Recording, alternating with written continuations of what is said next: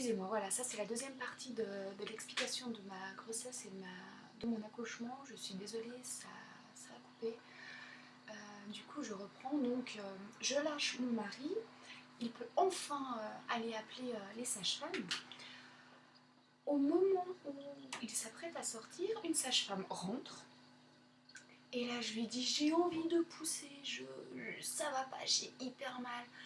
La sage-femme, oui, bon, ben on va regarder où vous en êtes. Je rappelle que 15-20 minutes avant, 15 minutes avant, j'étais dilatée à 1 cm. Il faut être dilatée de 10 cm pour être dilatée complètement et accoucher.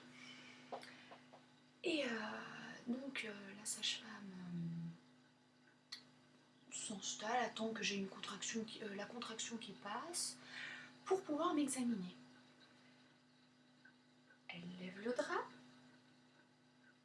commence à m'examiner, elle me dit « Ah, là vous êtes de nouveau en contraction. » Ah bah, oui, vu qu'elles étaient toutes les... Là, du coup, elles étaient toutes les 10-15 secondes. Hein. C'était vraiment des contractions. Et puis un ventre, mais je vous promets, c'était pire que du béton. Quoi. Quelqu'un serait tombé sur mon ventre, il se serait aussi cassé le coccyx. Enfin, blague à part, la contraction passe.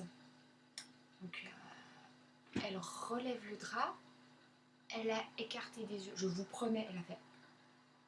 Elle a couru dans le corridor. Elle hurle le nom, je ne me rappelle plus, de sa collègue qui allait travailler avec elle, en disant, on va dire Émilie, Émilie, viens vite, je vois la tête. Moi j'étais là, ok, bon, comment ça se fait? Enfin bref, pas le temps de changer de lit, il m'embarque dans le lit de préparation à l'accouchement, qui est un lit tout à fait normal, jusqu'au bout on peut enlever l'endroit où on pose les pieds, hein, enfin le petit bout où vous avez ça, où vous avez les pieds qui dépassent, dans le corridor, enfin dans le couloir, et la sage-femme qui me dit si vous avez besoin de pousser, poussez, il n'y a pas de souci. Et du coup moi je me suis mise à pousser, mais oh mon Dieu, ce que ça m'a fait du bien, plus aucune douleur. Par contre, entre la salle de pré-travail et la salle d'accouchement, il y avait peut-être 5, allez 6 mètres à tout casser. Et ben la tête elle était déjà presque dehors. Voilà. En une poussée. Il m'installe dans la salle d'accouchement. La sage-femme elle a juste eu le temps de mettre les gants. Ils n'ont pas eu le temps de me perfuser, pas eu le temps de me mettre le masque, pas eu le temps de me changer de lit. Enfin, je me suis fait déshabiller, mais alors...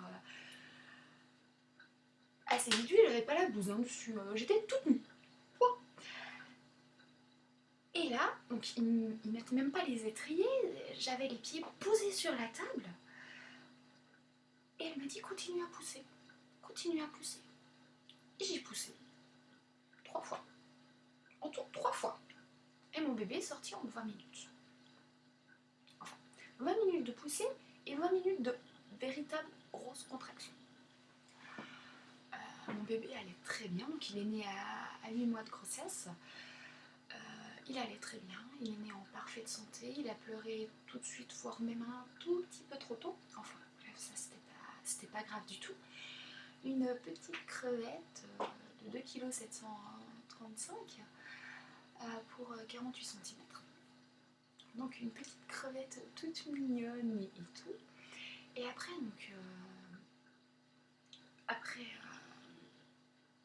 avoir accouché, donc, excusez-moi des détails, hein, mais j'ai été recousue, mais par confort, comme ils appellent ça. J'avais pas besoin du tout d'être recousue, mais juste 2-3 petits points.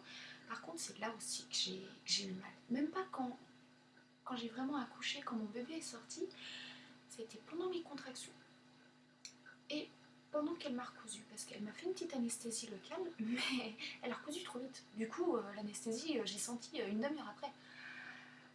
Du coup, elle m'a recousu à vif, ce qui n'est pas forcément des plus agréables, je vous l'affirme. Et donc après, on a un petit peu parlé, donc ils m'ont monté en chambre, et après elle est venue me voir. Et elle m'a expliqué que voilà, pendant les 20 minutes là où j'ai eu des contractions, où, je vous promets, il fallait pas que quelqu'un me passe sous les doigts parce que là je les tripais enfin, comme une autre maman. Hein. La sage-femme m'a dit qu'en fait j'avais dilaté de 9 centimètres en 20 minutes. À savoir que normalement, une femme, normalement, hein, après il y a toujours des exceptions, bah, la preuve, normalement pour une première grossesse, donc mon cas, la femme dilate de 1 centimètre par heure. Et si vous avez déjà eu l'occasion de voir une femme en travail, donc qui est en train de dilater 1 centimètre par heure, les contractions sont déjà bien soutenues. Donc je vous laisse imaginer mes contractions pour une dilatation de 9 centimètres en 20 minutes. Pratiquement 1 centimètre toutes les 2 minutes. C'est énorme. Et donc, après avoir été amenée en chambre, après avoir quand même mangé un petit quelque chose, voilà, j'étais aux anges. Vraiment aux anges. J'avais mon petit bébé contre moi. Ma petite crevette, j'ai toujours voulu avoir une petite crevette, un petit bout de chou, tout mimi, tout mimi. Voilà, je l'avais enfin contre moi. Inutile de vous dire que grand-maman est venue à la maternité, qu'elle en a pleuré, bien sûr, comme je pense toutes les grands-mamans. Il y a eu un défilé de personnes qui sont venues nous voir et tout ça, et voilà. Donc maintenant je fais un petit bond dans le temps, à Noël, donc fête de Noël avec la famille. Et à cette occasion, les personnes que j'avais pas vues à la maternité m'ont posé la question que tout le monde pose à une femme qui a accouché. Comment ça s'est passé? Pas trop dur et contente que ça se soit passé. Alors, comment ça s'est passé? Très bien, très rapide. Hein, oui. Tout allait bien. Et contente que ça soit passé?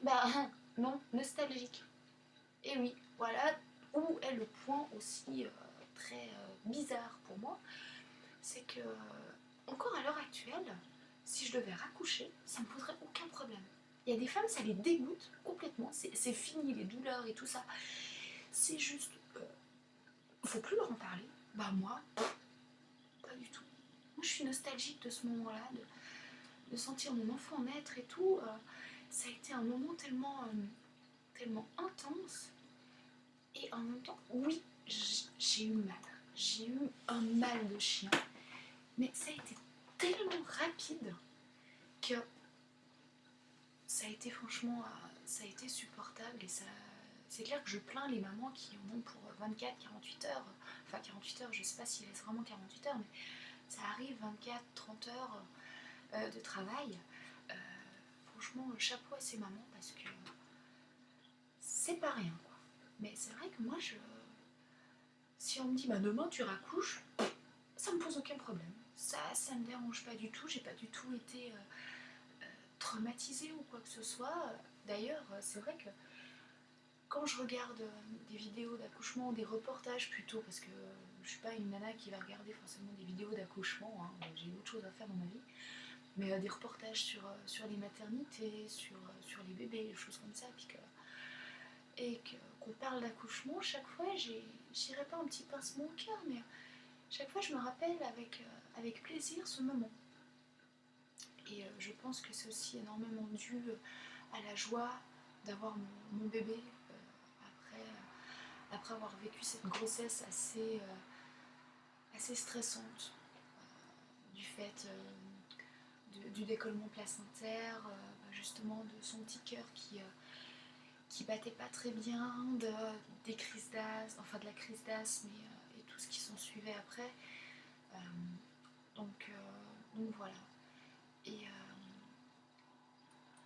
aussi, la chose qui ressort énormément grâce à cet accouchement et à ce lien que j'ai instauré avec mon bébé directement pendant ma grossesse, parce que pendant toute ma grossesse, je lui ai énormément parlé. Je lui ai raconté beaucoup de choses. Dès que je faisais quelque chose, par exemple, dès que j'allais en commission, je lui expliquais. Bon, bien sûr, vous voyez une femme avec son caddie en train de le pousser et puis dire à son gros ventre. Alors bébé, tu vois, maman, elle va prendre des pâtes, maman, elle va prendre... Non, ça le faisait pas. Alors c'est vrai qu'à cette époque-là, quand j'étais à l'extérieur, je lui parlais intérieurement. Mais quand j'étais seule chez moi, je lui ai énormément parlé, j'ai énormément touché mon ventre, j'ai mis de la musique, enfin, plein de choses comme ça. Aussi, pendant ma grossesse, Kira, le chat dont je vous parlais dans Ma vie avec une marmotte, donc le chat que nous avons adopté à la SPA, qui est juste accro à mon fils et que mon fils adore, venait tout le temps se blottir contre mon ventre. Et si mon bébé était par exemple à droite et puis que le chat était à gauche, ben, le petit bout se déplaçait contre le chat pour être vraiment collé contre lui.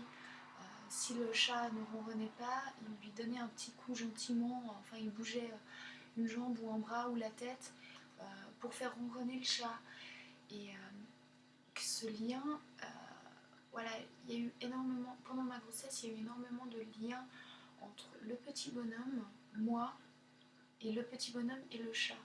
Et ce qui a résulté de tout ça, c'est qu'actuellement, on est vraiment fusionnels. J'ai eu directement après l'accouchement, j'ai directement compris mon fils quand il avait faim, quand il avait la couche sale, quand il avait juste envie d'être dans les bras, quand il était fatigué.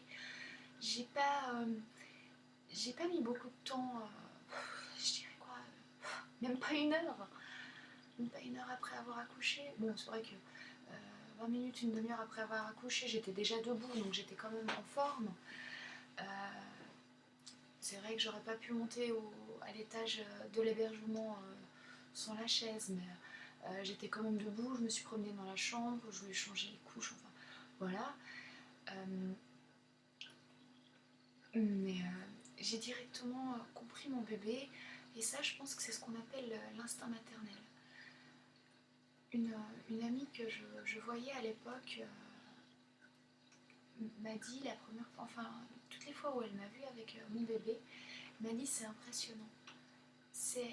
Tu connais ton bébé sur le bout des doigts. Tu le regardes, tu sais exactement par rapport à la tête qu'il fait, s'il va pleurer, s'il va s'endormir. Tu le connais plus qu'une maman généralement connaît son bébé. Dès qu'il pleure, tu sais exactement pourquoi il pleure, t'as pas besoin de passer toute la liste en revue. Tu sais exactement combien il a faim, qu'est-ce qu'il veut, qu'est-ce qui va le calmer. Et ce lien, je l'ai toujours actuellement à pratiquement un an après mon accouchement. Et j'espère que ce lien ne partira jamais parce que, enfin, non, c'est clair, les enfants, on nous les prête. Ils sont pas à nous, on nous les prête, on les élève, on les éduque, et un jour ils partent, c'est clair. Mais j'espère toujours avoir ce lien, avoir cet attachement l'un envers l'autre, même si je sais qu'il y aura des périodes dures, mais mon fils, c'est tout pour moi. J'ai pas peur de le dire, quand il est né, j'ai appris un nouveau style d'amour. Il y a l'amour qu'on porte à ses proches, il y a l'amour qu'on porte à son conjoint, et l'amour qu'on porte à son enfant, c'est quelque chose d'indescriptible. Les mots, et ça souvent avec mon mari on le dit, les mots pour exprimer notre attachement, notre amour pour notre fils ne sont absolument pas assez forts. On ne trouve pas des mots assez forts pour le décrire. Donc voilà, ça a été quand même une grosse vidéo, pratiquement 45 minutes. J'espère que je vous ai pas perdu en cours de route malgré la petite coupure là qu'il y a eu. Je vous souhaite une très bonne nuit. Si vous avez quoi que ce soit comme commentaire à me faire, ou des questions, quelque chose que j'aurais mal expliqué, ou n'importe quoi, surtout pensez aux commentaires, je répondrai volontiers. Bonne soirée, bonne nuit à tout le monde.